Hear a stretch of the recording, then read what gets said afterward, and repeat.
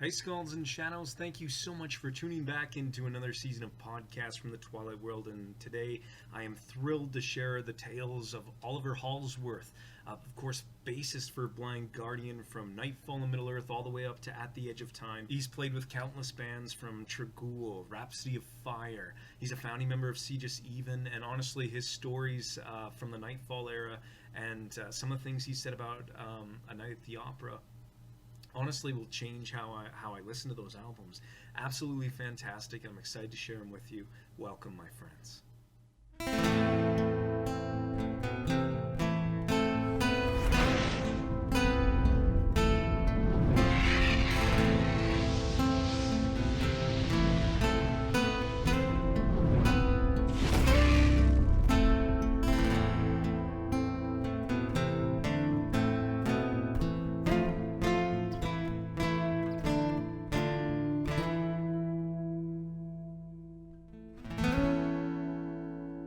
Guardians of the Blind and Travelers in Time, and welcome. I, as always, am your humble bard, and today we are honored and privileged to have with us in our presence, you know him from Nightfall, Middle-earth, A Twist in the Myth, Night at the Opera, Oliver Holzwarth. Welcome, Oliver. Hi, Lachlan. Thank you for having me. I'm glad to be on the show. We're excited to have you on, my friend. Now, you've played, obviously, with Blind Guardian, but you've also played with Rhapsody of Fire. You played with Trag'oul. You're a founding member of Siegis Even, and you've done a lot. But before we get into that stuff, I'd like to kind of go back to the beginning. And I'm curious, how old were you when you picked up a bass for the first time? That's a good question. I think that was around 19. I mean, it must have been right after the Iron Maiden Kiss show I attended in 1980. It was the Kiss Unmasked tour with Iron Maiden on the very first, like, outside Great Britain tour as a support of Kiss, of course, supporting their very first album. And must have been like in 1980 at Christmas. I think my mother bought me a bass for Christmas, and I must have been like 12 to 13 years old when I picked up the bass. Yeah, four string at the time, of course. Well, of course, yeah, and you started really young. Now, what kind of Yeah. effect did Iron Maiden and Kiss have? Because that's quite like, I mean, especially in 1980, did that change your passion for the instrument? Absolutely, yes, yeah. I actually started with, like, me and my brother. We visited our cousins, like, in the south of Germany, and these guys were a bit older than us. Like, we were, I think, at that time maybe around 10 years old, and those guys were like in the 15th, 16th. So they had like a broad impression of like music and everything, and they introduced us actually like in 1978, I think, to Status Quo, like those bands of the time that were like a bit like, yeah, hard rock, or even harder, like even the Scorpions. They introduced us to the Scorpions, like I think it must have been the Love Drive album, or even earlier, the In Trance album. So we were pretty, like, that was a very positive shock to us. So that got us into music, actually. I mean, of course, our father was like very much into like Tina Turner stuff, jazz. So we always had like, I don't know, even ABBA, music of the 70s running at home. So that was kind of okay. Yeah, I mean, we were listening to the stuff, but we didn't have like a very definite passion for a certain style of music. Maybe the harder stuff, like Elvis Presley, Tina Turner was pretty cool. So, like the 70s funk rock music, but our cousins introduced that to hard rock. So that was like the British scene that was really like, especially Status Quo for me, and Scorpions for my brother, and UFO. So that was our start. Of course, you start interacting with your peers, and you open your ears, and you're interested in like everything that's coming up. You have the music magazines like Bravo at the time in Germany. So yeah, we started like collecting records. Soon after that first contact with my cousins, I think I was playing table tennis in some park. There was a guy with a Kiss shirt in 1978, and I didn't know about Kiss, but I was kind of attracted by that, visual thing. I mean, it works. Yeah. It definitely does. So it got me hooked on Kiss because the guy told me like this is the most amazing stuff on earth. He was a bit older than me, and he said, if you want, I mean, check out the records. I got them all, And yeah, like I don't know, some days later he played me the Kiss records, like double platinum at the time, and all the old stuff, Love Gone. And he even introduced me to Alice Cooper and like AC/DC and stuff, and Judas Priest. It was funny because when I visited him, it was like the, the, the day after the concert of Judas Priest in Offenbach. I was living in Frankfurt at the time, and it was the concert of AC/DC, and Judas Priest were the opening act for AC/DC 1978. I think they supported the Killing Machine or something. So that was pretty amazing, and I missed the show. The day after that concert, I visited him and he told me about the show and everything that happened that night. And he played Judas Priest record for me and everything. And right after that meeting, I went to buy like stuff from Kiss. I checked out Judas Priest. I checked out Alice Cooper. And of course, when Kiss came to tour, I mean that there was the chance, like, of course I had to go there, so I bought a ticket. It was actually the Dynasty tour, but then Peter Criss left, so they postponed the whole thing. It was the Unmasked tour then, and in 1980 yeah, this dream, this very young dream came true. So I saw Kiss. I went with my father, who was not so interested in in the concert. It wasn't it, Tina Turner. it was Turner. No, but it was cool. I mean, he had some beers and was like, I don't know if it was maybe his first festival. So he had, his quite interesting experience, on his own. But I made it like not to the front row, but like let's say like the first 5 to 10 rows. It was an open air show at Rebstock. It was like 12,000 people.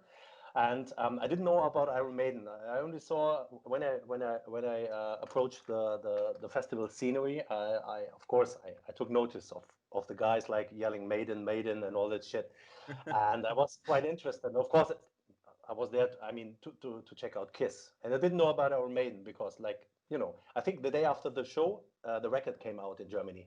So they only had the single out, and I didn't know about the single, like Women in Uniform, something like that. That was already out on the market, but that was like a niche thing for the nerd guys. But I wasn't that nerd. I was into Kiss. I wanted to see Kiss, and then Iron Maiden started in the original lineup with Dennis Stratton and Paul Di'Anno, and like I get like goosebumps because I still remember like that da da da da da da da da da da da da da. They started with Prowler, and of course played the whole album, and even like Sanctuary and all the shit and Women in Uniform and stuff. And it was amazing. I think they had like, I don't know if they played the whole album, but I think they had like maybe 35 to 40 minutes or something, and that was killer. And after that, I wasn't so much impressed by Kiss. Of course, I checked the show, but I think I left earlier with my father. And the funny thing was, I lost him because he was somewhere on the big festival premise. I mean, it was huge, 12,000 people. Yeah. And the funny thing is, I met the guy. It was a black guy. Frankfurt was like United States base, so lots of soldiers there, GIs and stuff. And my favorite record store was owned by run by a guy who was a black guy. He was an American, and I remember his name, Jesse.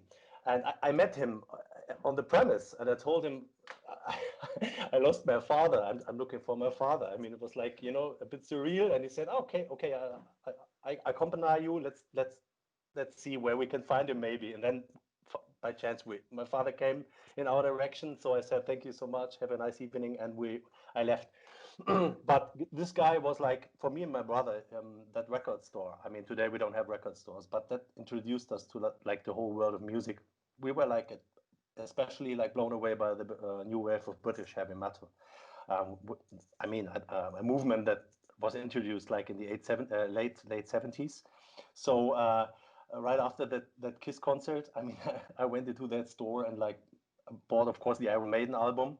I think I took all my Kiss posters from the wall, and I kind of stopped my Kiss, enthusiasm for quite some years. And I came back to Kiss like maybe, I don't know, when I joined Blind Guardian, because I mean they're all huge Kiss fans, So I think that they kind of got me in contact again with Kiss, and I even went there with my kids in 2010. Where at the time the boys were like 6 and 7 or something. We went to the show in Hamburg, and I mean, the last song was very funny because we were all like standing and singing Rock and Roll All Night and Party Every Day, and they were like 6 or 7 years old. It was amazing.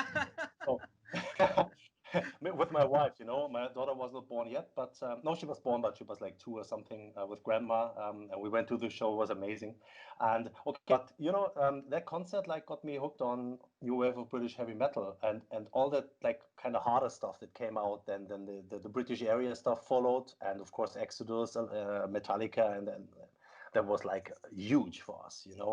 And but also we had a big connection to those big old bands like AC/DC. AC/DC were always like a massive force. I mean, my brother went to see the Back in Black tour in 1981, and I think the same night I went to see Whitesnake with the support. I don't remember their support, but it must have been a good one. Otherwise, I would not have been there. But we started like going to all the shows, like being 12, 13 years old, 14, and yeah, staying out late, and checking the bands, waiting for signatures. I think at that time I got like 3 to 5 signatures from Steve Harris, Yeah, because I remember we're touring like yeah. one, two times a year in through Germany. So every time they were coming, I was waiting there and got a new signature on my leather jacket, and from other bands like Accept, Udo Dirkschneider, and Judas Priest, and even I went to the show I went to see CC Top at the time, 1981, and their support was Rose Tattoo, which I loved so much because that was like a very special thing. And I met the CC Top guys, with their beards, and they gave me signatures, and it was an amazing time because you had the chance to meet people. It wasn't so much about like big bodyguards and stuff. You had to know Yeah. where to stand and wait, and you met the guys and would get some signatures and stuff. And I mean, the music, the evolution of rock music was amazing at the time because all the exciting stuff came out. New wave of British heavy metal, Bay Area, fresh stuff, and it was just great. I mean, great concerts everywhere, and then it was an amazing time. And of course, I mean, I think you can hear it.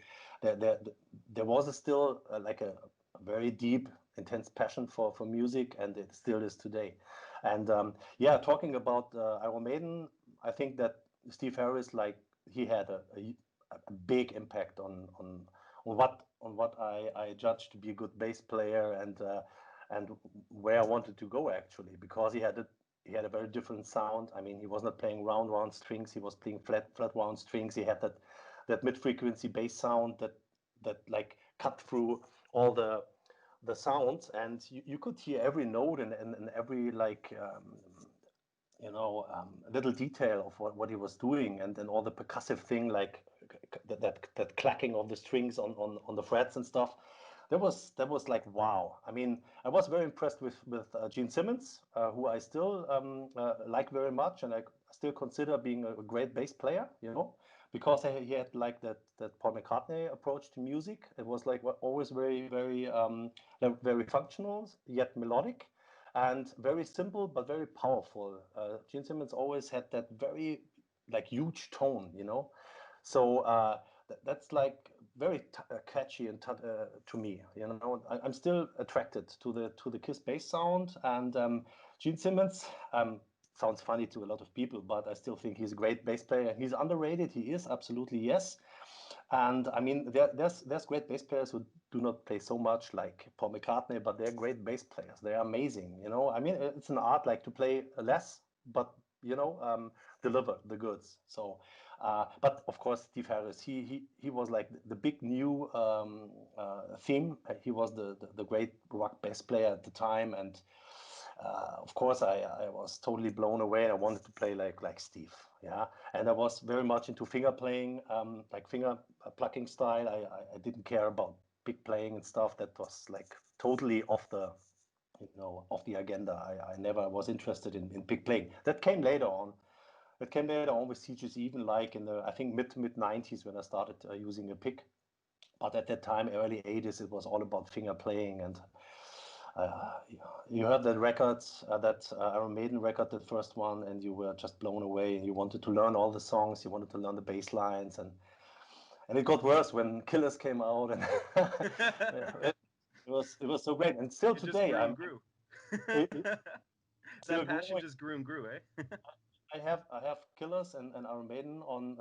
I mean, Spotify is amazing. I got all those records, and my playlist is pretty much. I mean, okay, apart from like newer stuff, like maybe some Dimmu Borgir sometime, or you know, or some more jazzy stuff. I still have those old records that I listen to. It's like really AC/DC. It's UFO. It's Kiss. It's Iron Maiden. It's Judas Priest. You name it. I mean, all the Bay Area stuff and all the, especially the British wave of heavy metal. I think that I That's mean it was just great to be a kid of that time, to grow up like in the late 70s, early 80s.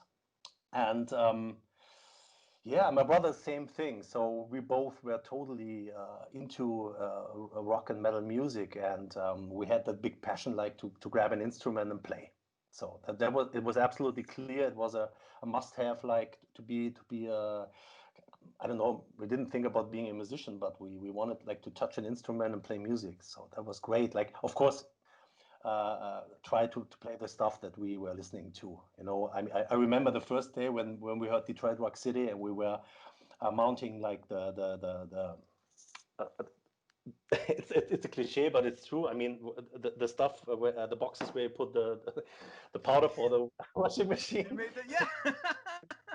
We had like all those boxes, like five, six, and we tried to build something like a drum. Of course, we didn't have a bass drum, so I mean, it was all about the hand movement, and it was all about like daga daga, like Love Gun, those signature moves, and of course, Detroit Rock City. I think was the very first song we ever tried both, because that was before I had my bass, and I was very fascinated with drums first, actually, I must admit. So we were both like starting being interested in drums, and then we split, and I chose the bass guitar. My brother's stuck with drums for good reason. Can I ask you, And Oliver, what like that? It seems to me like I mean, obviously you guys had a huge passion for music, but it's interesting to me that you guys chose both rhythmic instruments. What was the purpose behind that? What motivated you to want to play rhythm rather than like the everyone? It seems like kids like when they first get into it, they always want to be the lead singer front man, or they want to be the guitarist, or they want to be that. What drew you to bass and Alex to drums? that's a good question. I think the bass guitar it it shows me somehow, and the same with drums. I think for my brother, it was never a question of like what do you fancy to be like, as a musician. Do you want to be the singer? So what's the pros or what's the cons? And I don't know. It just happened. It was very clear for my brother, really right from the start. He wanted to be a drummer. He had that connection, that physical connection with being a drummer. And at first, I was very much impressed with drumming, but yeah, as you mentioned, both instruments are rhythm instruments. So uh, yeah, actually, I don't know. It's a natural thing. I mean, you're attached to one instrument, and in our case, it was just yeah, a rhythm instrument, be it drums or be it bass guitar. So there was never any motivation to grab a guitar or a piano, and it, it it it was So clear pretty much from the start that these instruments were our instruments totally, and we never regretted it. It was just we very like instantly found our spot and our yeah, our instrument. I mean, it was clear, like being at a young age and not being influenced by anyone, like the parents or friends. For us, it was just clear we had these records, and we knew which instruments were like our instruments that we were dedicated, like ready to be dedicated to, for the future, for our whole life. And it so didn't change. It yeah, I didn't was gonna change. say you guys didn't pick up any other instruments either, and that's another rare thing with young musicians. A lot of people want to try out a lot of different hats, but you guys were laser focused on Yeah. these really specific instruments. Was it all like the influences that drove you to this, or was there something special when you picked up that bass for the first time? Yeah, I mean, as I've stated earlier, the the first, or like the emotional attachment when listening to bands like Kiss or Iron Maiden, I mean, was there, and it was so intense, and it was so huge that there was never the question of like picking up a guitar or something, because I wanted to hear and feel or produce that bass sound. You know, I wanted to pluck a bass string. So that was it for me, and that was my little, you know, little scope. That was my world that I was very happy with, and same with my brother. So, of course, I mean, it's funny that you asked the question, but now I remember when I was like, I don't know, in the sixth, seventh, or eighth grade, and I went into the classroom and I told one of the guys, like, I think he was playing acoustic guitar, you know, something that you do when you pick up an instrument, and your parents, you know, they tell you to learn guitar because it's good for your brain, you know, all your intelligence and everything, which of course is true. And I told him that I started playing bass guitar, and he said, "What, bass? That's an instrument that you don't start with. Normally you pick up, you know, piano or acoustic guitar, and then later on maybe you know, you switch to bass, or maybe you play it as an additional instrument, because, like, you know, playing guitar is like playing bass. You know, if you play guitar, can play guitar, you can play a bass," which of course is not true, but that was the first comment. And it was funny because I was a bit shocked, because I thought, oh, maybe it's a mistake, like, to start playing bass. Maybe I should play guitar or something. But you know, it didn't really bother me, because when I got back home and had my bass guitar, and I, I touched it and I played it, everything was okay. So it's really, it was always about, I mean, uh, playing bass can be very, very satisfying. I mean, every year there are new bass players coming up. I mean, music, there's a lot of things going on, and, you know, new musical styles that develop, and a lot of things change. Sound changes. You know, the role of bass playing in music changes. So there were so many opportunities. I mean, for example, with Steve Harris, who defined the role of a bass player. He redefined. I mean, he was the guy who was like a solo musician in the music. You know, that was something that was so convincing to me, and that was so fulfilling. So that I never had any like idea of, oh, maybe this is not fulfilling me enough. Maybe I try play saxophone or something. No, it was always the bass guitar, and it will always be. So that's the main passion, right from the start. And yeah, it always will be, really. Yeah. It paid off for you, though. I mean, you and Alex have both had, like, trusting that instinct, have had very successful careers. And what did your parents think, like, when you said you wanted to become a career musician? I mean, obviously their taste in music was a lot different than yours. What did they think when you told them you were starting a band called Sodom? Oh, that's that's. I don't know if we told our parents. The thing is that when 1983, I think we moved back from Frankfurt to Munich. My father had, I think he had a new employer, and so we went back to Munich, which was like the hometown. We left Munich in 1978, went to Frankfurt, and then came back. And yeah, with all the experience we had in Frankfurt, because Frankfurt was, like, of course, a very international city with all the GI stuff. There was very intense and huge influence of the United States, of course, because of the, you know, the U.S. Army was had the base there, and you had all the GIs, you had the record stores, you had the music. You know, that was amazing. And we came back in 1983, and we were thinking about, like, okay, what are we gonna do, you know? And I think my brother was not so much into, like, becoming becoming active in a band. I mean, he's 1 year younger than me. I don't know. I started in 1983. I read an announcement that the bass player was needed, and I was very nervous, and I contacted the guys and had my very first session, you know, and it was like playing 2 or 3 songs. It was very chaotic, because when I played, I think their original bass player, he came into the room, and he didn't know about that. So that was kind of embarrassing for both of us, because Oh, the guys didn't tell him, and I was playing, and I will never forget that. So that was my very first very first experience, you know, like playing in a band, or audition. You know, I had no idea what an audition is, and what did I have to prepare? What can I prepare? I don't know. I just went there, and of course it was like chaotic and everything. And then that thing happened with the guy who came in. I was playing his gear and stuff, and the guys were of course like, oh, sorry, we didn't tell you, but you don't have to worry. It's like for a side project. It doesn't affect you playing in our band, stuff like that.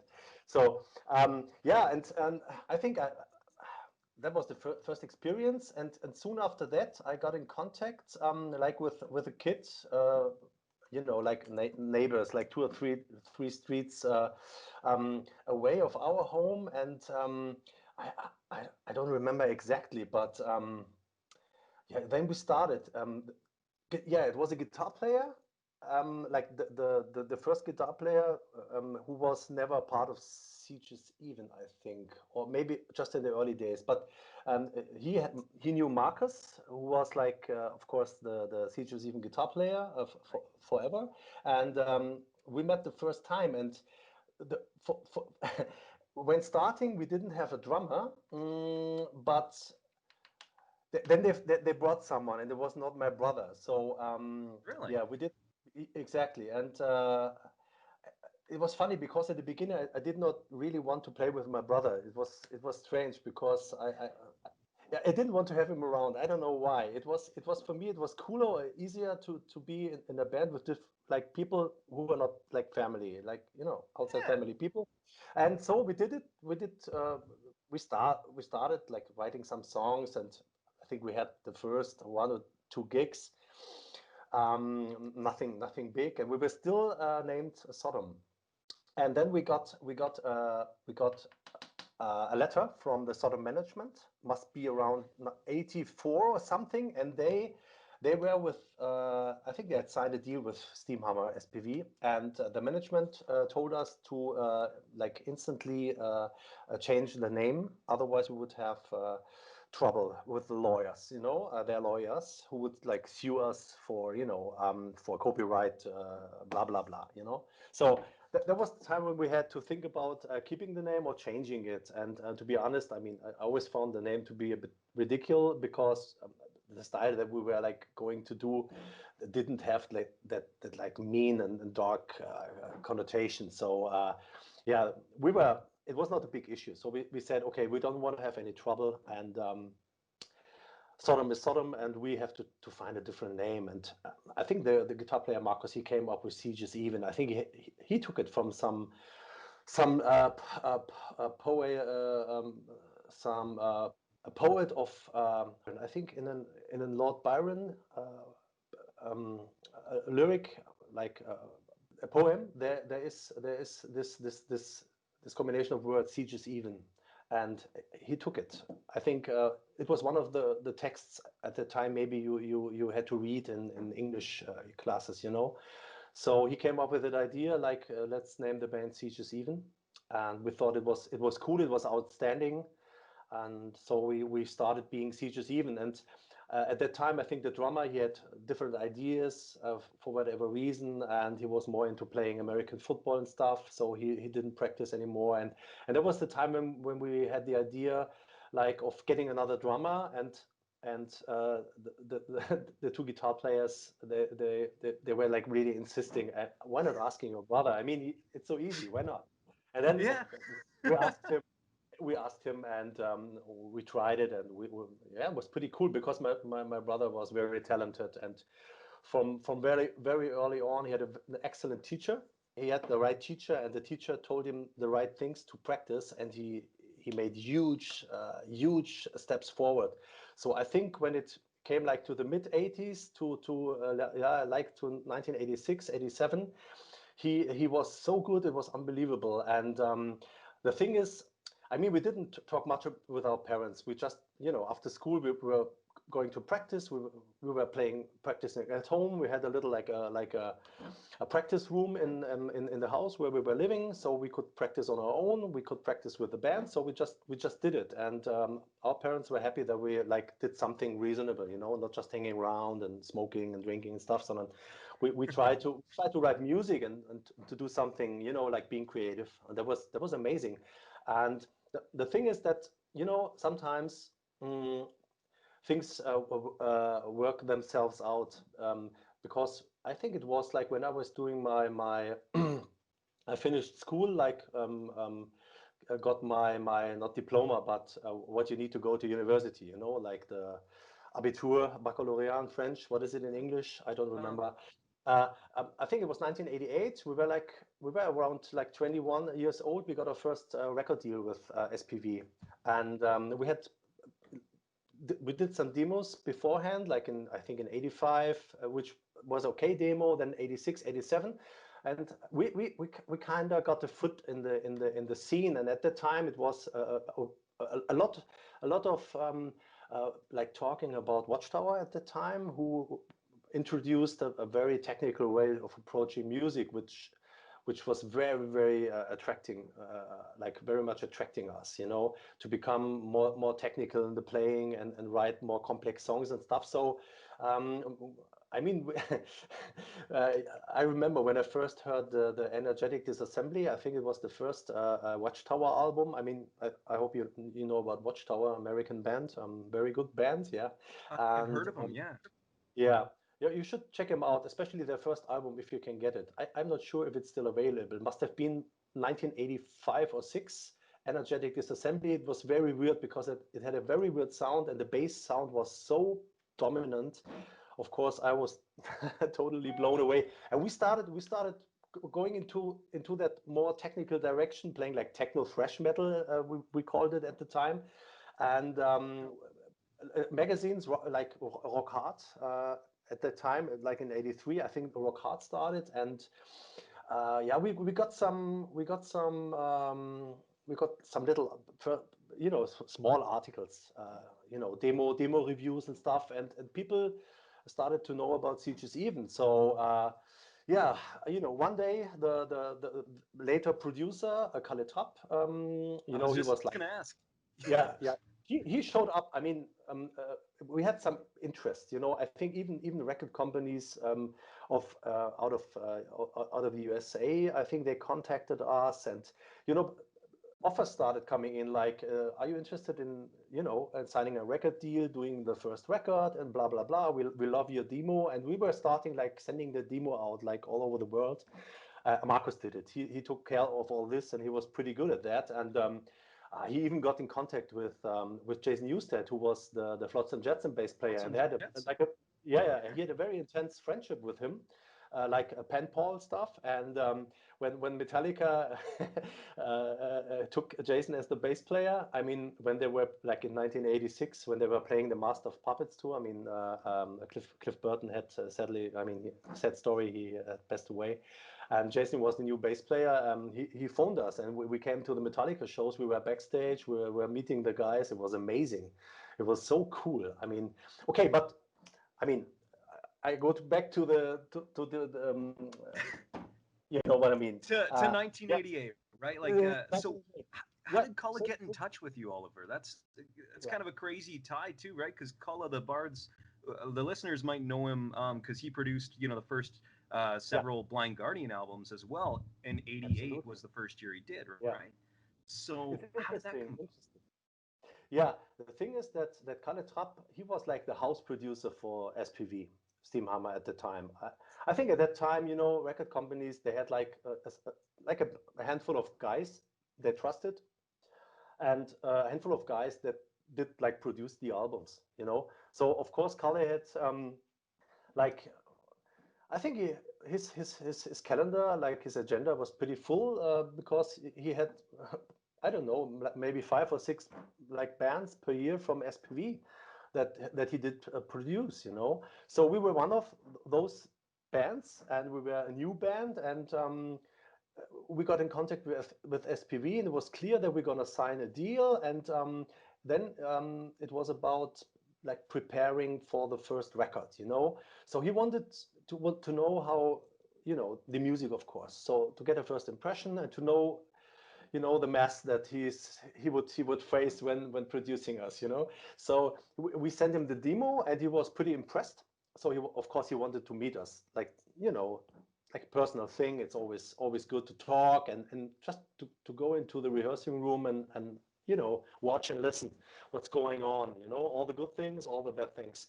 So he came to Munich, and he paid us a visit, and we played some songs. and it was very loud. I remember, and he was really impressed. And I think I don't know if he was very happy because he knew that there was a lot of work coming up for him, producing this kind of music. So maybe it was a bit too much, because we played a lot, and maybe the first Sieges Even album. Uh, um, it was quite a job for him to do. So yeah, that's how the whole connection came about. And to come back to the topic of like Blind Guardian, when we did the first records with Kalle Trapp, we entered the studio in what was the name of the studio? I don't remember, but it was in Münster, like in the bit northern part of Germany, and no, not northern, but maybe kind of. And we went into the studio and took the gear out of the car, and just we arrived late at night, and we met with Kalle Trapp, and we're kind of accommodating. Went into the kitchen to check if there's maybe some food or some drinks and stuff, and just to check what we need to maybe do we have to go for late dinner or something. And then we saw on the kitchen table, we saw a piece of paper and a pen, and on that piece of paper there was some writing, and we noticed that looked like something, maybe some band names or something, like a collection of band names, maybe like a brainstorming of band names. And the funny thing is that this was the paper that the guys of Blind Guardian, when they were doing their first record, they were the band right before us who produced their first record with Kalle Trapp in Munster. And they left, they finished the production, but they did not take that a piece of paper that was still lying on the kitchen table, and nobody took it and threw it away. It was still lying there. Maybe they left, and next day or a week later we came and we found that piece of paper, and it had, one of the names was Blind Guardian, because when they entered studio, they didn't have the band name yet. And I think when they were in the studio, they had to decide about a band name. I think they had another name. You have to ask Hansi maybe one day about it. But that was the piece of paper where they had like the collection of possible band names, and Blind Guardian was one of them. And yeah, that was the first time when I got in contact. And I think at one point, Kalle Trapp, we were asking him about the bands that he's working with, and the experience, the anecdotes he has and stuff. And he told us that there was a band that just finished the first record, and it was Blind Guardian. I think Battalions of Fear, the first album, they did in the same studio, or we were the band right after them who did like the follow-up production with Kalle Trapp. And he did really one by one, all SPV bands at the time, I think. Blind Guardian were also a band with SPV for their first records before they switched to Virgin Records, later on when they got bigger. But that was my first touch point with Blind Guardian in 1988, I think, and must be about 1988. And years later, in 1997, the world is a tiny little village, paths cross again. Charlie contacted me. Life Cycle, that's the album with Color, right? Was Life Cycle, that's your first one Yeah. with Exactly. Sieges Even? Yeah. So my question to you is Steps. That's the next one. It's a much different tone. It has a lot more like Camel Rush sort of feel to it, whereas the first album is very heavy. What was the cause for the change, Oliver? I mean, to be honest, and to give Marcus, the guitar player, the credit that he deserves. I mean, he really started to come up with lots of riffs and stuff, and he was really like we did. I mean, we were just looking for just new great music. So we were listening to stuff like Watchtower, and of course, somehow we got in contact with the music of Rush. I mean, already in Frankfurt, I remember in the early 80s, I saw those Exit Stage Left tour posters. They played in 1981. They played, I think, in Frankfurt Stadthalle. And I was always wondering because there was that guy with the pentagram and those symbols, and it was really catchy. And I remember passing those tour posters announcing the concert in Frankfurt, but I didn't go to the show. Later on, I got introduced to the music. I don't know who did it, but with Marcus and my brother, we like in 83, 84, we started really listening a lot to Rush music. So. I cannot really answer that question. The first record was a statement like, it's about. I mean, of course, it has to do with naivety because when you do the first records, you don't have any clue about everything of music business, and you just start. You just have the passion, you have the fun, and you start. The first thing is like we have to impress people. So that's the first approach. So you play a lot. You try to be very smart in what you do. You try to be fast. You try to be like leaving a huge impression on people, like having the jaws drop, like wow, what's that? And I think we pretty much we made it. And I think at the time maybe. I don't know, the initiative, maybe it was Marcus, there was the idea of like not repeating ourselves, So the first album was like fast, it was crazy, it was overloaded with information. And the second album maybe would be a good thing to be different, having different atmosphere. And at the time I remember Marcus started playing classic guitar. So that was like a new like a brush stroke in the picture, a new color. And of course, for classic guitar, you need more space. So of course, we had to step back, lower the volume, have space for classic guitar, for example. Then of course we would have those crazy technical stuff like on the first record. So we had dynamic. We had a lot of possibilities to do something crazy, And then, of course, lyric-wise, stuff changed. We had different subjects to talk about, and I think at that time the Rush influence was very, very strong on us. So we tried to be a bit, we were trying maybe to reach the quality of a Rush production, like I would say Subdivisions, for example, the Signals album, the Power Windows album, those were albums I think that left a huge impression, and we felt like we're ready to do something, and maybe we could, let's try stuff, and hey, this sounds like Rush, that's cool, and being able to step up and do something that was maybe close to what our heroes, our big idols were doing.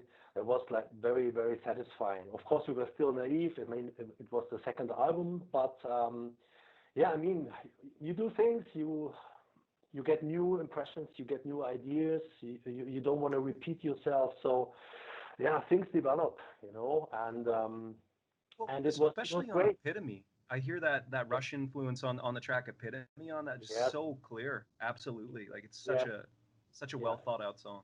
Yeah, and I must, of course, I have to mention the change in producer, of course, because Charlie Bauerfeind. I was gonna say he stepped into the rock and metal world. I think we were the first band that of the rock genre that he ever produced. We were like the opening door to his career as well, because I think he was like kind of maybe the new house producer of SPV at the time, because he got like he came to Germany, I think in 1989 or something, or 88, and he had finished his studies at, I think, Boston Institute of Music. He started producing and everything, had worked with orchestras and stuff, and he knew his shit. So he was like technically like he knew everything, like he knew a lot about producing. So he was like a really very good producer, and we were I think the first rock band that he did like a production with. So there was also a factor because he showed us ways of doing things, and he had a different approach than Kalle. So Yeah, I think can you we also compare the differences between both of them? They have a very different sound. Like when you listen to the albums they've produced, what exactly is the defining separation between the two producers? uh, that's a very good question because Kalle was always a bit like very much. I wouldn't say annoyed by music, but he was like after 2 or 3 hours of work, I think he needed a break because I think he always no, it's really true and it's not offensive, but it was really like we played for 2 or 3 hours. We were recording and we repeated the parts and it was pretty like busy stuff all the time. That's in the I mean stuff that you can of course get crazy when listening to for for hours, and every 2 or 3 hours he had to go relax, chill, and meditate. He had to go meditating, and he told us we have to do a break, and then he left for 1 or 2 hours. So we were on our own, and and I don't know, open another beer can, watch the movie, whatever. So that was a different, and I think he was for him it was maybe very hard to to produce the band that we were at the time, And Charlie, he was very, very like calm, He had I think he had he I mean he came from the States. He had studied there, and he had a lot of experience, and he was like very, very well educated, being a producer. He started producing, at the top-notch university. I think it was the MIT or the Berkeley Institute of Music or something. So this is like top-notch. And if you finish studies at a top-notch university and you go out on the market, it's a different thing. I mean, he knew a lot, and he was like we had the feeling that he was somebody who knew everything we had to know to do a great album. And Kalle was like more of the guy, which to me is like very. It's also a beautiful thing. He was, I think, in the 70s he was just a musician, being successful with some bands of the 70s, and then somehow he got like fascinated by producing, so he got into the producing thing. But a lot of the stuff I think he learned by himself, so he was an autodidact, which is cool. It's not better or worse, but it's a different thing. And Charlie was someone who studied the whole thing, and he knew all the technical stuff, and we were very much impressed by it. And we accepted him as a total like authority, So we were really hanging on his lips when he was telling us something. So that was like that was really intense for us, And yeah, and it was so different. We had more time to produce because the first album sold pretty good.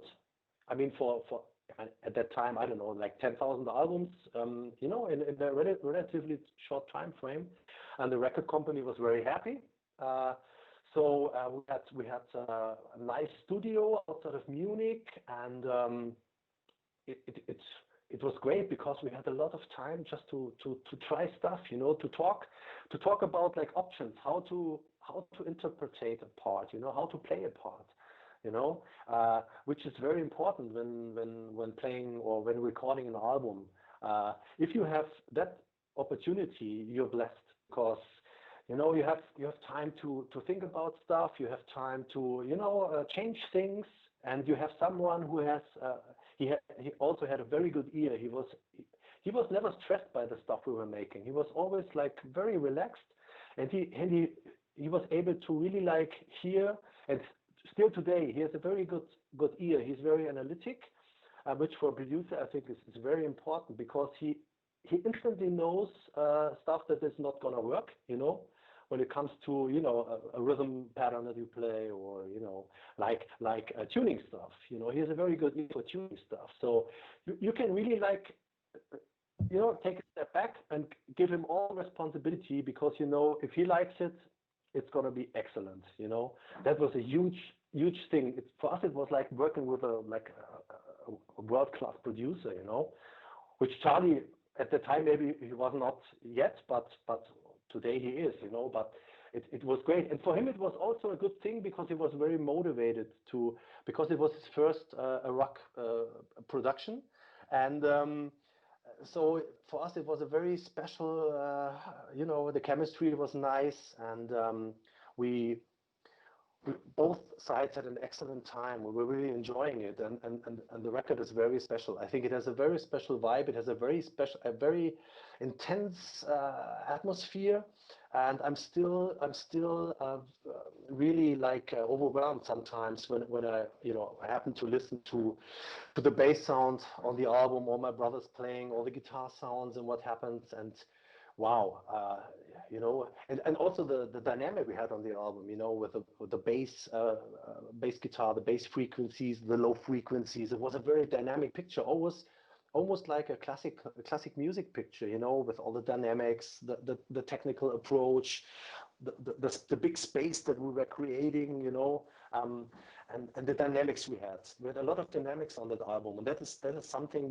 I think we deliberately try to create, just to have that dynamic, like a classical orchestra, like a composition. And you guys stuck with Charlie until Uneven, right? Is that right? So even longer. No, you're right. I think you're right. Yeah, you know the stuff better than I do. Exactly. Yeah. I might have been wrong on that. I think Yeah, you did, because you stuck with them until right up before you joined to play for Blind Guardian. Now, as I understand it, Charlie was the entry point to that as well, right? Yeah. So can you tell us the story of that? Yeah, actually, I mean, that happened in 1997. We stuck with Charlie, even though in 1991, I think, Marcus Steffen, he left the band right after Sense of Change. He wanted to go, I think he wanted to study music, something like that, and he said, I'm out.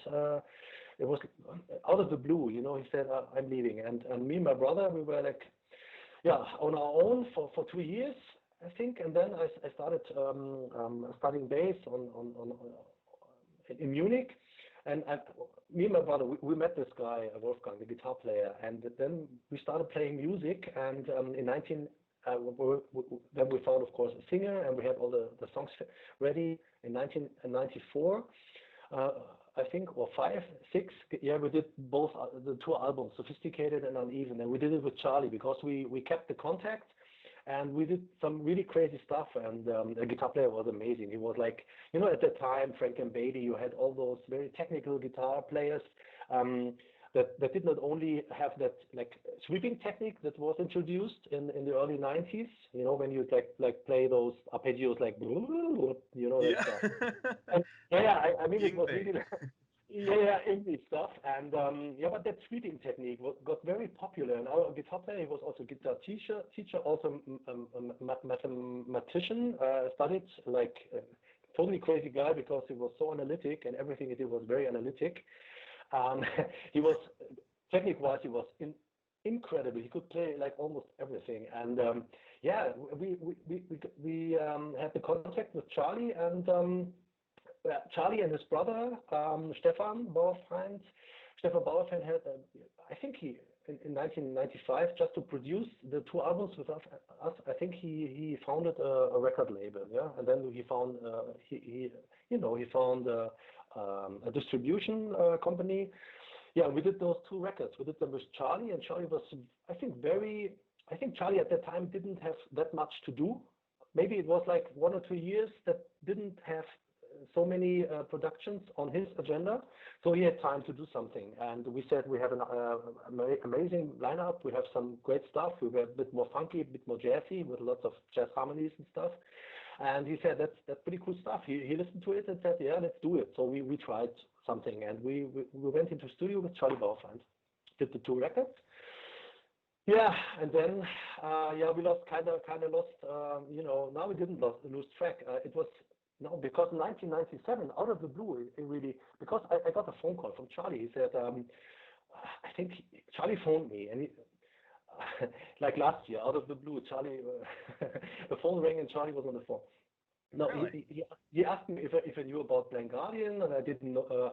Maybe, yeah, I knew about Blind Guardian, and I will tell you why in a second. But he told me Blind Guardian, they need a new bass player for the recording of their next album, and they are pretty huge. I mean, they had their success already, like in Japan and stuff. So I didn't know about that. So I said, yeah, of course, I'm always interested. And he was producing, like, not the album, but he told me he was producing the drums. And he would be in charge of producing bass guitar. So I said, hey, cool, I'm in, of course, yeah, great stuff. What do I have to do? And he said, you have to do a demo tape.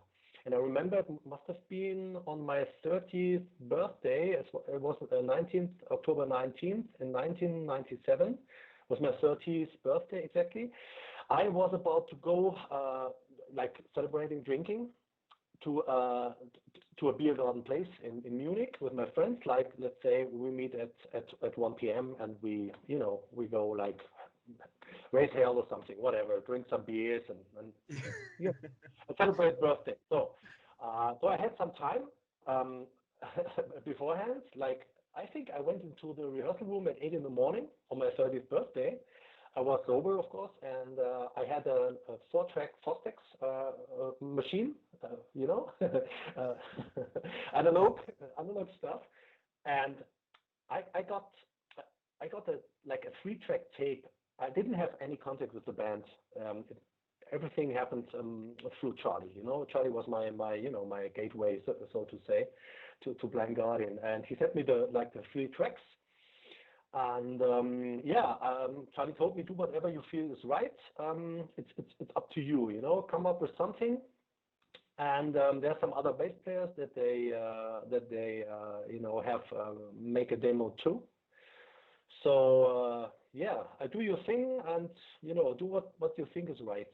And that was all. That was the task that they told me about, and so I listened to the songs, was quite impressed, and I knew that with Charlie on being at least not the producer for the whole album, but I think it was Fleming Rasmussen who did the mastering or the final mixing. So I knew it was like to me it was a big step up. So it was kind of very a good thing to participate. So I tried my very best and went really like in the morning, 8 o'clock, I was there in the room and started like recording the 3 songs, but really start thinking out patterns. Do I have to follow the guitar? Do I play a melody? Because Charlie told me that the guys like Steve Harris and want something, maybe in that direction. So I said, yeah, that's my thing. I love it. I can all about that. Yeah. Yeah. And so I played some stuff and felt pretty good. Just I think in 3 or 4 hours, I did the 3 songs, really like writing the bass arrangement, recording it, and finishing it. And I felt good.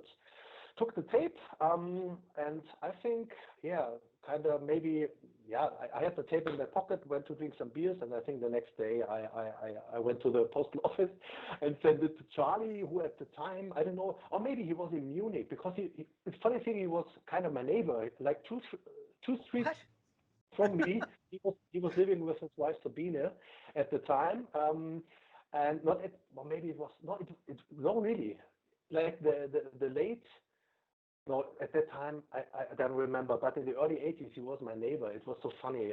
He moved to Munich, and right after we had the first production, and then he was kind of my neighbor for some years, and that was so nice. The funny thing is that we had been working with Charlie years before Blind Guardian got in contact with him, So when I joined the Blind Guardian fold, like not the band, of course, I was never a band member, but when I joined like the ranks of participating musicians, I knew Charlie, and he knew me. For us it was like, cool, let's do it, and it was so good because I knew it was like a smooth way of working with someone who knows his stuff, who is like someone who I trust like totally, and that was just great. I was very much looking forward to it, and of course I sent the demo tape to Charlie, and he gave it to the guys, and I think like some days later I went to Austria to party with some friends, and we were in a little cottage, and I think it was pretty drunk, and there was a phone call. So obviously must have been like a pub or something. And somehow someone told me, can you call Charlie or something? I don't know. And then I managed to get in contact with Charlie. I got him on the phone, and I was like partying, and he told me you got the job. And that, of course, was a good reason to party even harder that night. Yeah. Good way to bring Later in 30. So that was a kind of birthday present, a very good one. And he told me you got the job. You will have to come to Krefeld in December, and we will start recording. And I think we had time like 4 or 6 weeks for bass guitar. I mean, imagine that, having time just to record bass guitar like for 4 or 6 weeks. So everything was like doable, possible. Everything. It was amazing. It was so good. Even when it was about like which instrument to use, we could go and check the stores to find the right instrument for what we were doing. And so we had a lot of really like time just to enjoy the whole thing. And there was no time pressure, because normally you have a lot of time pressure. You have people that are very nervous. You have a lot of idiots running around, and we were just like a little, we had our small world. We were all the time, all the time, we were pretty much on our own, me and Charlie. We were just like playing bass guitar to Nightfall music. And, every now and then, Hansi, he came, he stopped by saying hello, what's going on. And maybe we had something that he could listen to. And every now and then, Toman maybe came by, started smoking and telling stories because he was a heavy smoker. So it was really fun. And I didn't know the guys. I just remember when I came to Krefeld first night, it was late night, it was windy, it was wet, it was totally ugly, the weather, it was horrible.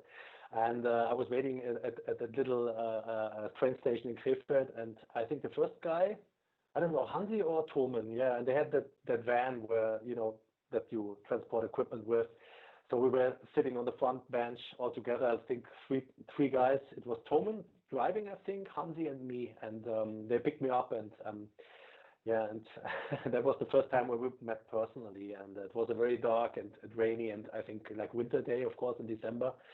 And but yeah, it was a great starting point, really. And for me, it was easy because I knew Charlie, so that was like coming home and feeling comfortable from the get go, So yeah, So that's how I got in contact with Charlie and the guys, and yeah. for Nightfall, you said you were able to go and like actually pick out instruments and stuff. How much did your rig change from Siegis Even to Blind Guardian? Actually, I just came with a bass guitar. Um, I must, I, I think I brought my I think for the first recording session, I think we split the bass recordings maybe in 2 or 3 recording sessions. I'm not quite sure anymore, but I think I brought my it's an English company. It's Status. Were the first that did carbon graphite basses, like marking stuff. So that was totally not the rock bass to use on a rock heavy metal record, but it was a great instrument because it was so. It had its certain sound, and yeah, I think I took it with me, and but it didn't have that wooden sound and like the wood sound because it was like carbon graphite, like more of that plastic sound, marking the slap guard, and the bass sound is a very like it doesn't have the warm tone of wood and stuff. So we were thinking about like trying something else. I think Hansi had a bass guitar hanging around. I don't think it was the right instrument to choose. So we visited a bass guitar luthier that was around the corner. I think it was bass. What was the name of the company? Little bass luthier, and I think he gave me an instrument for the production, like as a kind of endorsement. He said, "Play that bass, and please have my logo on the record, and you can use that bass." And so I think it was a present for Hansi, but Hansi didn't want to play bass anymore. So he said, "You know what? Take the bass and use it for the production." So I had that that active four-string bass of the record of that Luther, and it was a pretty good bass. It had a great sound, and we did the whole production with it. So we didn't use the stages bass, so we had an active four-string bass with I don't really remember like the wood, the corpus or the neck. It was an active bass with a lot of knobs and stuff, and it had a certain tone that we needed for the production, because the production needed a certain tone, maybe with a ring on the attack of the pick. And I remember I used very thick picks, Dunlops, like 2.0 millimeters. And I prepared the picks I was playing. I sharpened them on the carpet, So so the angle of the tip of the pick changes, and there's some techniques that I learned from like guitar players. There are some guitar players who sharpen their picks on carpet, on plastic carpets. You can really sharpen your picks. You can do a lot of things. A lot of people don't know that. They just take the picks and play and then throw them away. But you can take a pick and a plectron, and you can sharpen it. You can do a lot of things with it. And I did that. So to put a long story short, we spent some time in finding the right sound, finding the right sound, especially when it comes to the attack of the right hand, the attack of the string.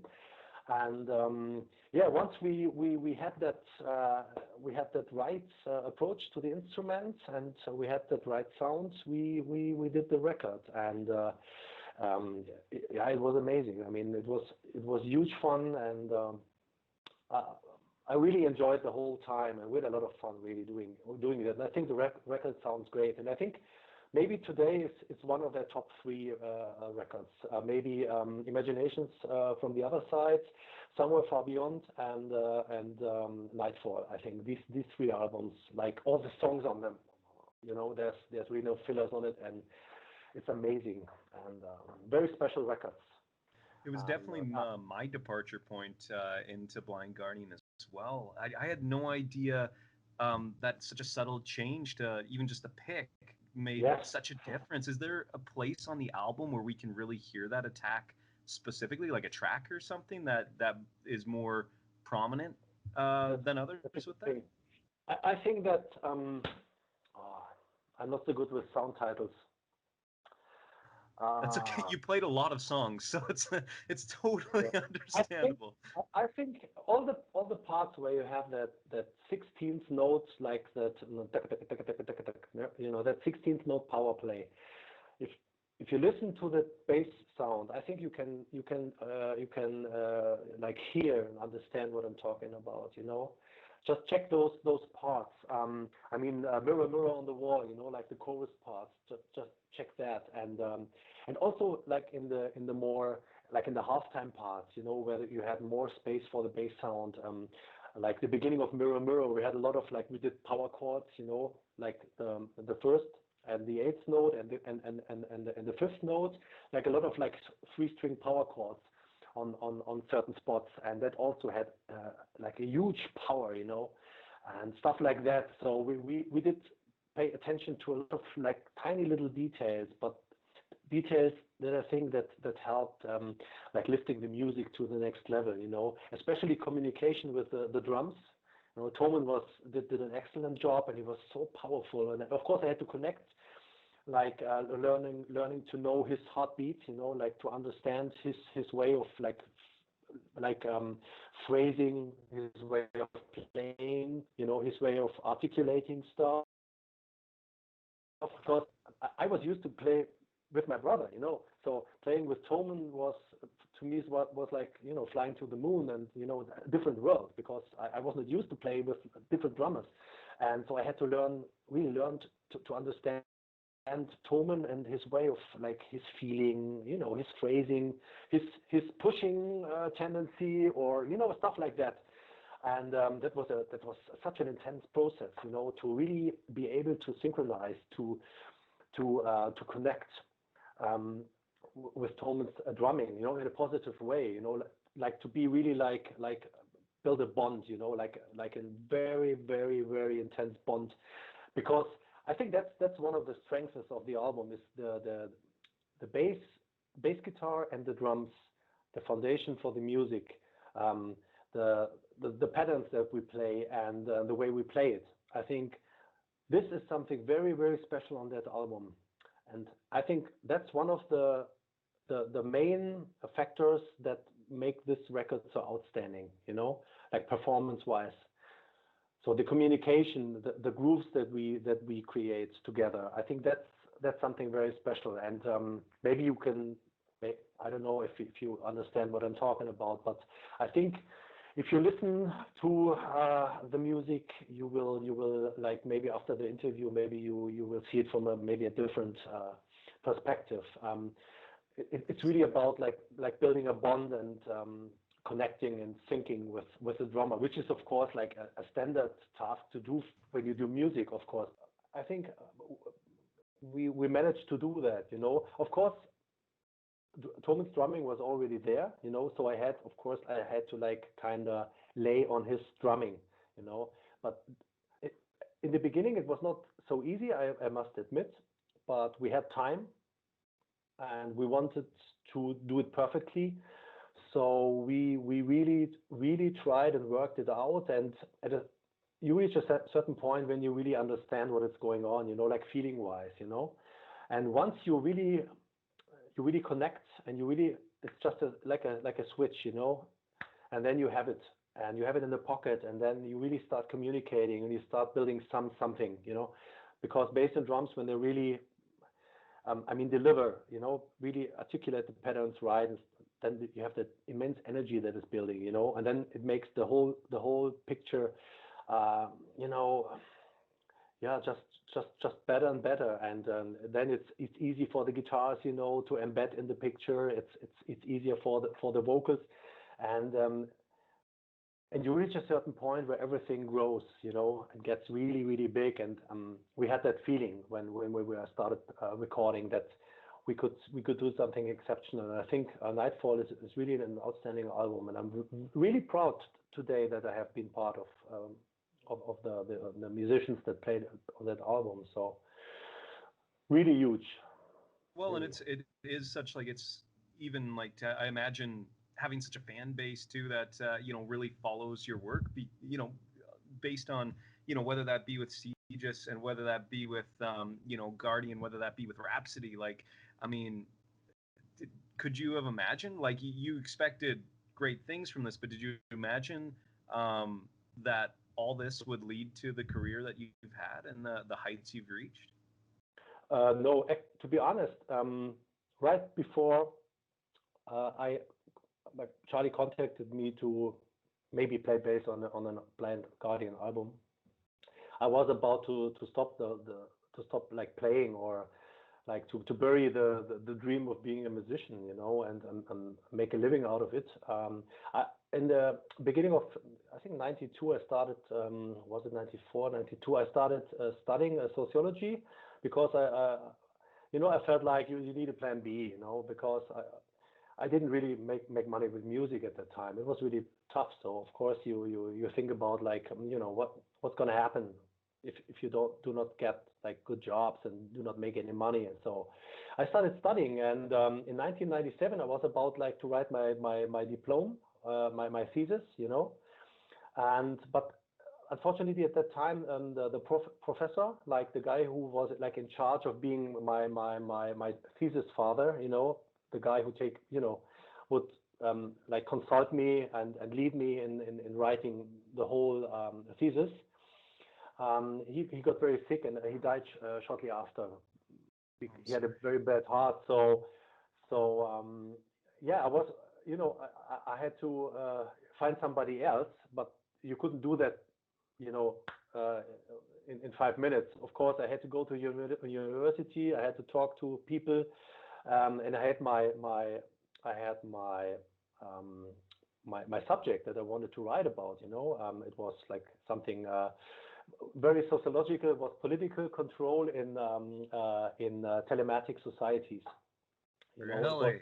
Yeah, it's stuff that's still like still actual, up to date. I mean, Yeah. um, and the professor I found who was taking take care of it, after he wanted to release it. Even it was I was at a turning point, and but when Charlie contacted me, I was without a professor, so I was looking for someone um, to accompany me on the way. When you write your thesis, you don't do it alone. You have a professor, have somebody of the university, and who's like accompanying you. The guy you talk to, how to do this, how to do that. So you need someone, and this guy will then, of course, judge your work. And so I had to find someone. And of course, professors are always busy, and they have to, a lot of stuff to do. So I was like in between, chairs somehow, and that was when Charlie called me. And it's funny, out of the blue, I got a good gig, a good gig that I would later find out was paying well, and offered me like an option to pursue the dream of becoming a musician, or making some good money and becoming a musician that is like respected because he makes some money, and a musician that goes on tour, like worldwide touring and stuff, which is a great thing. So it's funny, sometimes you try to reach things, and you try deliberately with all you got, and it's like running against walls, and nothing happens, and it's just getting worse. And then at a certain point you realize that it doesn't make any sense, so you just you just turn around and think, okay, I will not reach anything continuing like this.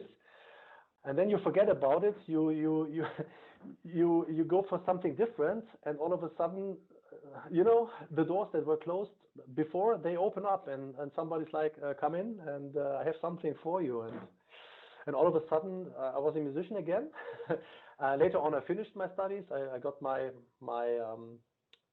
diploma, and so I'm a sociologist.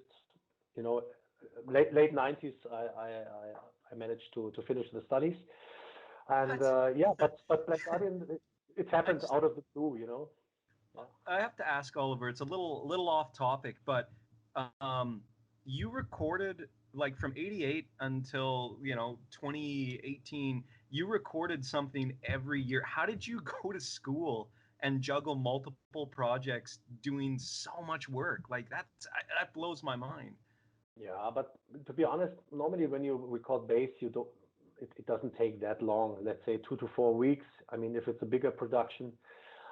So I mean, of course, you have to take into account that you have to prepare. Sometimes you have to practice a lot to be able to play your notes right. And maybe sometimes you have to write music, so you need time to prepare. You need time to record. Okay. Then of course there's touring, but you always have time in between, like in between touring blocks, you have time to do something else. And I always had, like breaks in between tours, in between this and that, where I thought, man, I could do, like having that plan B, still being, maybe I'm the type of guy who's always like hesitating and not quite, I'm not the guy going full force, head on into one direction, no matter what. I'm becoming a musician, I don't have a plan B. It's just plan A, or, do or die, like the Van Halen guys, for example, and they never had a plan B. I mean, I just heard an interview with Eddie Van Halen, and he remembered that one guy asked them about, like, yeah, what's gonna happen if you're not, if you don't have success and stuff, and he just said, we didn't care. I mean, that was the route we had to go, and it was clear that we want to be professional musicians, and we're going to have success, and we were going to make it. That was it. And I was never that type of guy, so we're always hesitating, and so I had to like come up with a plan B. Just in the worst case, if something happens, I have something different to make a living with. And the good thing is, finally, I don't know, but in end of 2016, also for family reasons, I decided to quit the music business. So I didn't, since 2017. I'm not a like a practicing professional musician anymore. I do not make a living out of playing music. I do something totally different now. I'm consultant. I do data protection consulting, and now for 3 years I've been working at Volkswagen, and we do personal data protection. That's pretty interesting. I have to, I deal with IT systems and stuff like that, which is pretty interesting too. I make a very good living, and I'm very happy. And the funny thing is, last year, out of the blue, Charlie, it's always Charlie. He gave me a call, and he asked if I were interested to do something different, like more into the maybe Motorhead punk rock direction with a band of the south of Germany, a band called Brunhilde.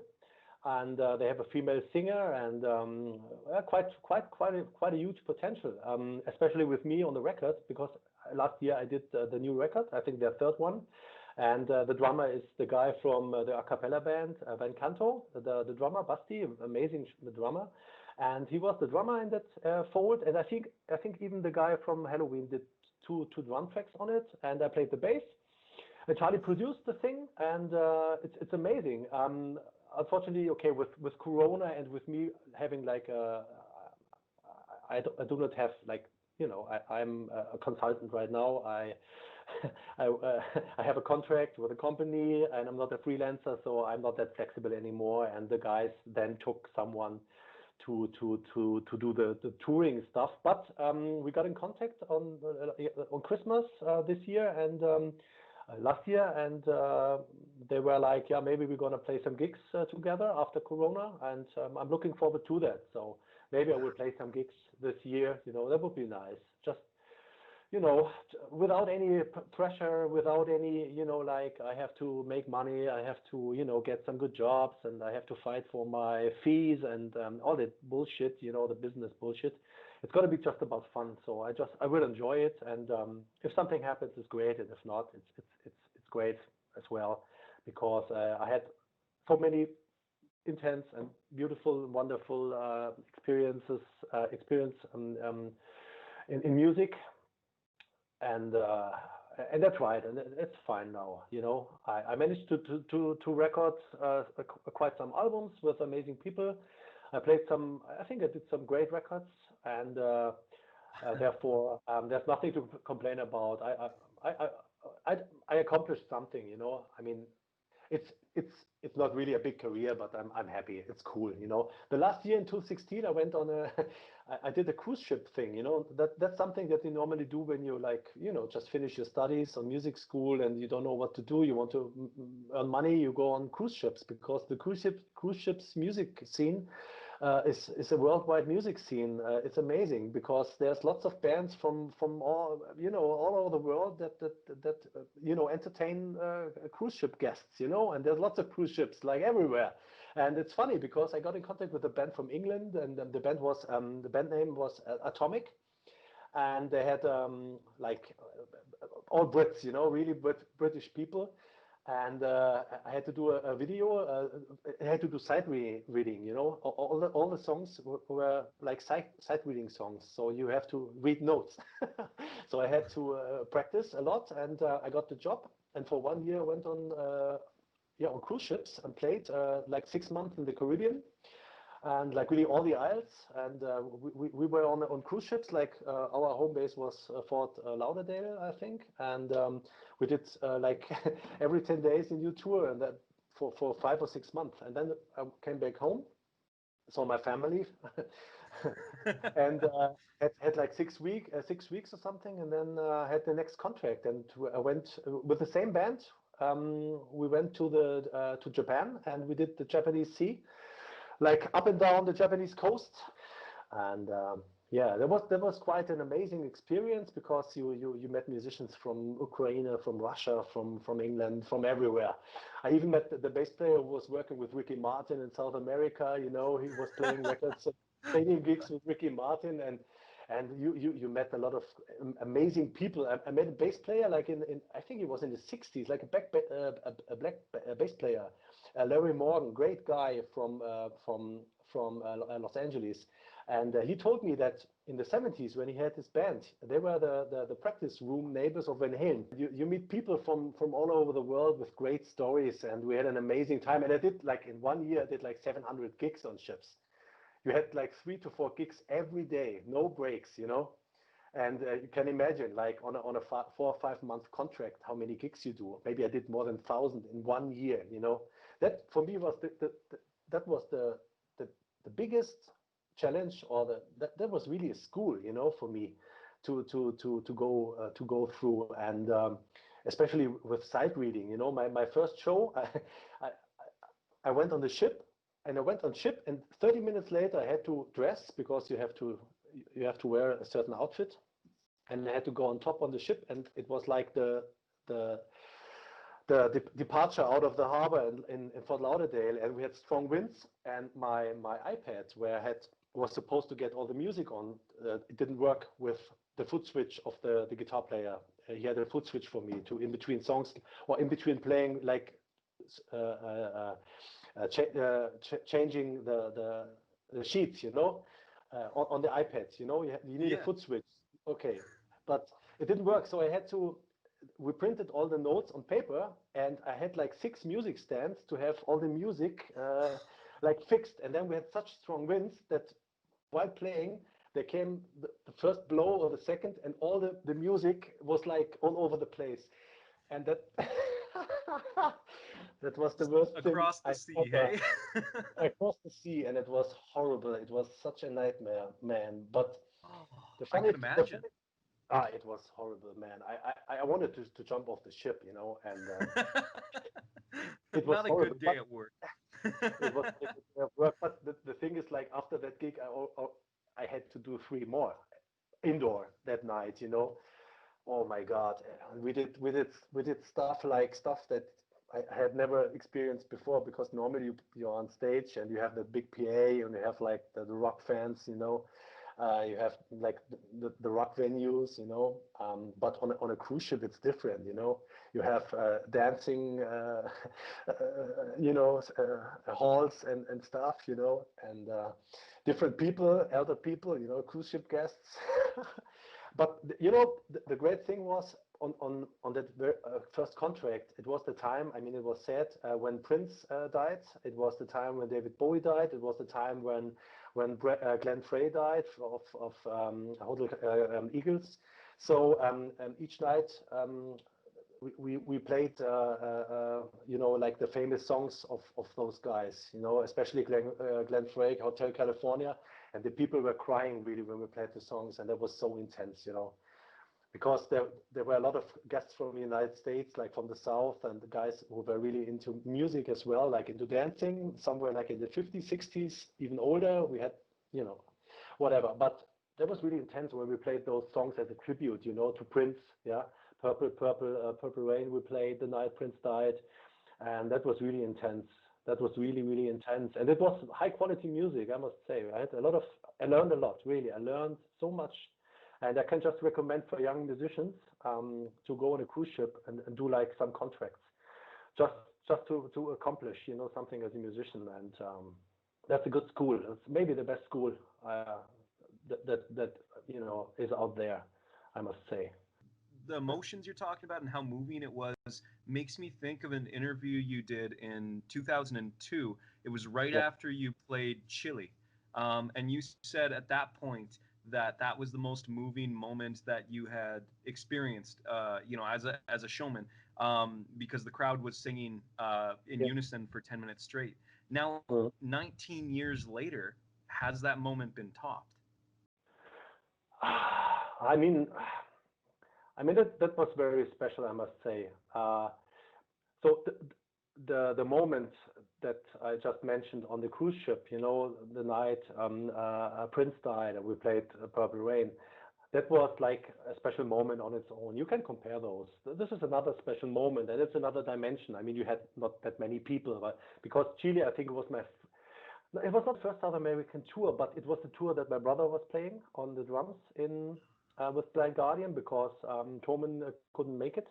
He had severe problems with his arm, and so he couldn't do it. So my brother jumped in, and like on the plane he had to learn the songs, and that's very cool.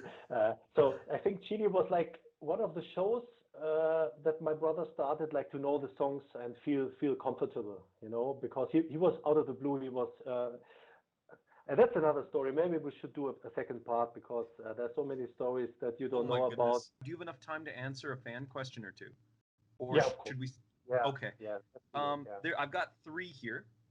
Mhm. So the first one comes from Ika Buxa. He was he was on our show a little while ago. But he wanted me Mhm. to ask you, during your stint with Blind Guardian, how involved were you in the creational process of songs? Is there a specific time when you were called into the process, or was it right from the start? Never right from the start. The music, I mean, as far as I know, yeah, the music had always been written by Andre. I mean, he's the guitar player. He writes the riffs, and Hansi always contributed like the vocal lines and the lyrics, of course. So that's Blind Guardian. That's the Blind Guardian concept. I think Andre even programs the drums and everything. So that's all. That Andre is like taking care of. And when it comes to lyrics and melodies and vocal arrangements, it's Hansi. And of course the producer. I mean, Charlie has like I think a real big say when it comes to arranging, melodies and voices and stuff. He's very strong with vocal arrangements. I remember. Yeah, but yeah, when did I step into the process? I was never involved in writing music. The only thing is it was always about like here's the music. Andres, later on he had some ideas on bass, but ideas that sometimes were not so good. Sometimes they were good, they were usable, but of course he never wrote the bass lines. So writing the bass lines was always my forte. It was that's what I was like called for, and paid for even to come up with nice bass lines, have great ideas, and glue. Rudy Sarzo always like puts it that way that as a bass player you glue drums, so rhythm and harmonies, so drums and guitars. So my strength is like being the glue, but coming up with like nice melodies, nice ideas that kind of like adding a little extra to the whole thing, so like having that little Steve Harris moment, Yeah. every now and then, not just following the drum pattern and the guitars, so so writing the bass lines was always my thing. So I even had to when when you are hired as a musician, you have to, once the recordings are done, you're getting paid, you have to sign a contract. And the contract, of course, is about copyrights. You have to sell your copyrights for the creative part, for writing the bass line. So I kind of had a part in writing, yeah, of course, but only the bass lines. I didn't write the harmonies because the harmonies are always there when the song is there. So I didn't have a a part in writing harmonies, but I did have a part in writing bass lines. So Okay. I did have that creative aspect. And I mean, it's not a big thing. I mean, that's why they called me, and that's why they wanted to have me. And I think I did a pretty good job. And of course, Charlie was always a great help because he has great ideas, especially when it comes like, in the beginning, the Blind Guardian music wasn't that orchestral and that like, fine granular. It developed. Later on, it was more orchestral, with digital productions. You have more and more tracks that you can lay, there's no limits, you don't have like 60 tracks or 120, you have 240, whatever. So I always, Okay. I always had a very, really a great helping hand in Charlie, like coming up with great ideas, and but every now and then, of course, Andre and Hansi, they stopped by to check what we were doing, and it sometimes they were maybe not. that much happy. Especially Andre has a very good feel for everything that is connected to his music, to his ideas. So every now and then you had like to change things, a bit. But to put a long story short, I had a part in writing, which is like writing the bass lines to the guitars and the drums, period. And Well, yeah. I know you're pressed for time, so I'll bang Yeah. out these other two, and then I'll send you on your way. Just Mark Frostenos wanted me to ask you, since you've played with three different drummers, your brother Toman and Frederick, can you compare their strengths and weaknesses? Oh, strengths and weaknesses. I mean, I do not want to talk about strengths and weaknesses. I would say that Toman is the powerhouse. Like he's a very physical, very mental drummer. Um, a crazy guy in a good way, a guy with a very, very big heart and a lots of energy. Maybe he's the drummer with the most energy, very energetic. So that's Toman, absolutely. I think that you know, That's a fair that puts it assessment. right. And yeah, I mean, Frederick, he's like, I don't know. I mean, he's a very like overall, he maybe he's the perfect drummer for Blind Guardian. No, the Blind Guardian of today and the Blind Guardian of the last like 10 years, I would say, because he's a very functional drummer. He is, I think he's just, especially from his like character, from the, his character, his how you say his karma, like the way he talks to people. I think he's just the right guy for the right guy for the Blind Guardian fold. I would put it that way. And he plays the stuff that the music needs, and the guys are happy with it. So he's the right guy for the band. There's nothing spectacular, but that's not a bad thing. I mean, he's just the right guy for the band, I would say. And my brother is like. He's like the technical guy, he's very versatile, and the thing is that he's also very analytic, and he's able to he's a very powerful rock and metal drummer that has a lot of funk. He has a lot of funk. He's a very funky player. He has that funky spirit, That's a very special thing that metal drummers never have. I do not know a drummer with that amazing abilities on double bass. He's an absolute double bass monster. He's just one of the best double bass drummers on the planet, and he has that funk. And there's not a lot of metal drummers that have funk, because metal drummers are metal drummers. So. So I would put it that way, and of course I know my brother. Like, I mean, I've been known him, and I've played with him so many albums and so many years. And I mean, we don't have to play together.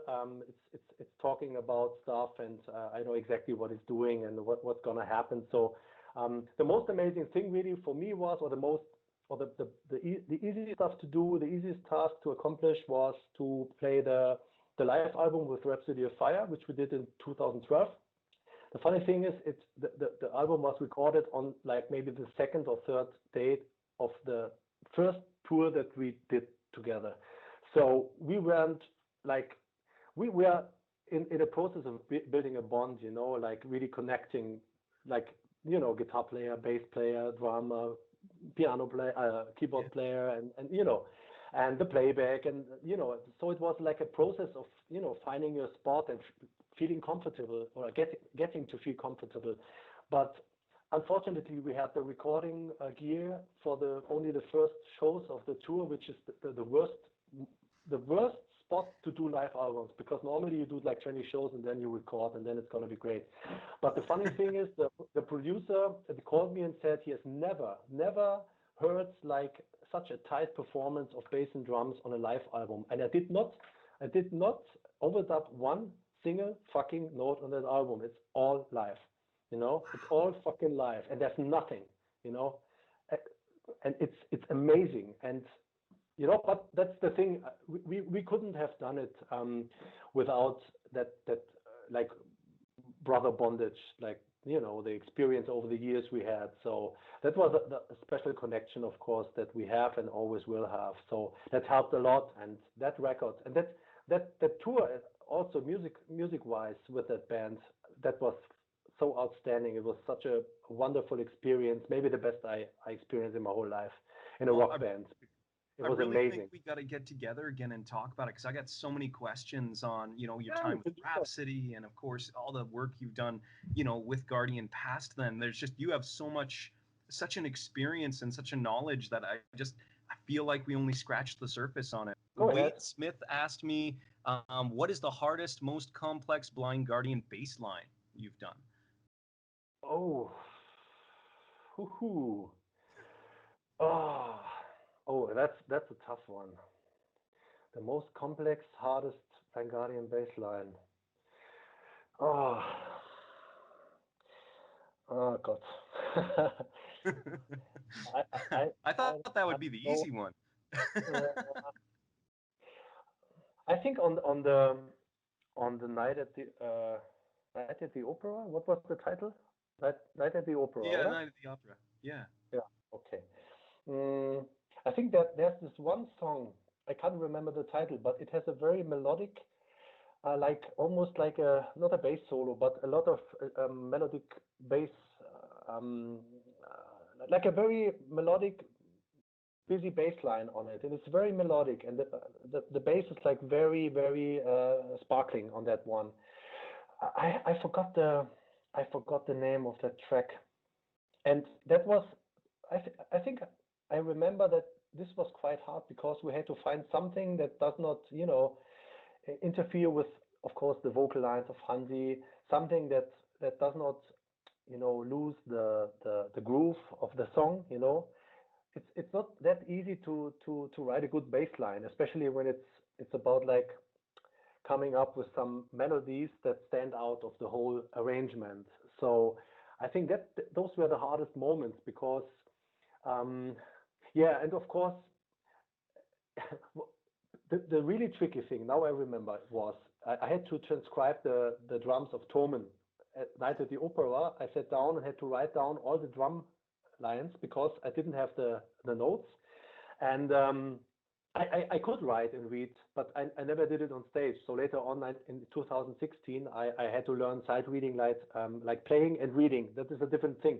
But what I sometimes did, especially Light at the Opera, I had to write down the drum patterns in order to find the right bass lines and to make sure that I play a note with my bass guitar wherever there's a bass drum. That was the philosophy on that album. Yeah, that was like the task that Charlie told me, like wherever there's a bass drum, there's a bass note. So I had to know where the bass drums are. And with Blind Guardian, with the variation of patterns, you have to know where those spots are. So you have to write it down because otherwise it takes forever.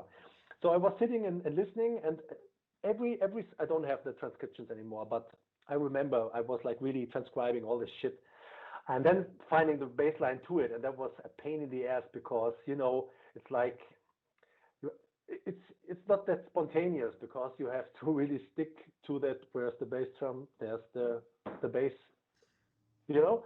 Yeah. So It that sounds was really complex just that hearing it was as a layman. brutal. That was brutal because with the the just I mean having said that, just you know visit the album, check it out, just pick one or two songs, and think about like transcribing the drums and then writing a bass line to it. So that was really tough. I mean, it's fun because it's about music, but sometimes it was really like oh my God, your head is aching and you need a break, and You're you just know burnt out. yeah, yeah, that was really hard, but that was the hard part. And then once you know what the drummer is really doing and where he's doing the stuff, then of course you get, you have more space again, like to be creative and find nice stuff.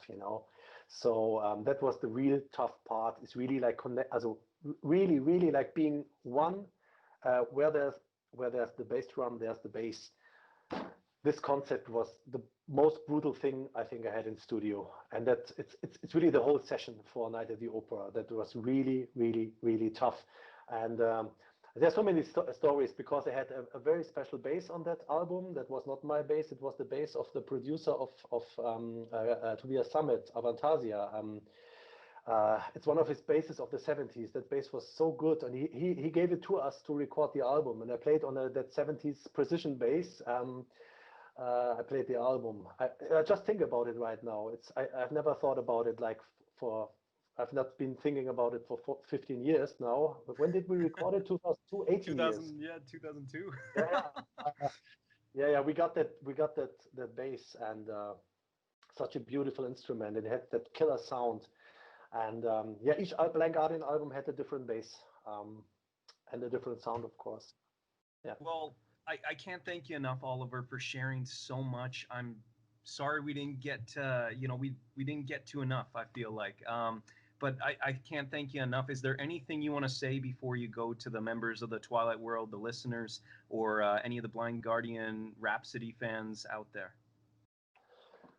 Yeah, I mean, I'm just grateful that I had the chance to meet the guys of the bands, you mentioned, and had such a wonderful time, and had a wonderful time in like playing for those incredible fans of this incredible music. I meet so many great people, and I have those amazing experiences, and stories, of course, stuff that experience that we shared, and that's just a great thing to have the chance to to experience, and that's the great thing about making music. So thank you all very much, and it was a great trip, and I do not miss a thing. Well, this closes another chapter in podcast from the Twilight World. Thank you, Oliver. Please look into Broomhilda, and let's leave it to the memories and kiss the wind goodbye.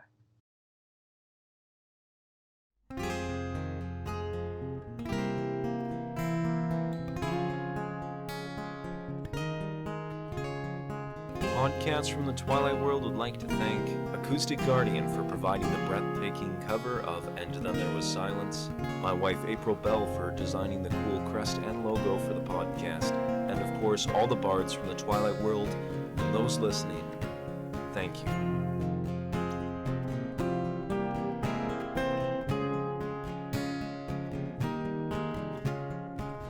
Still the wind blows, calm and silent, carries news from the dead.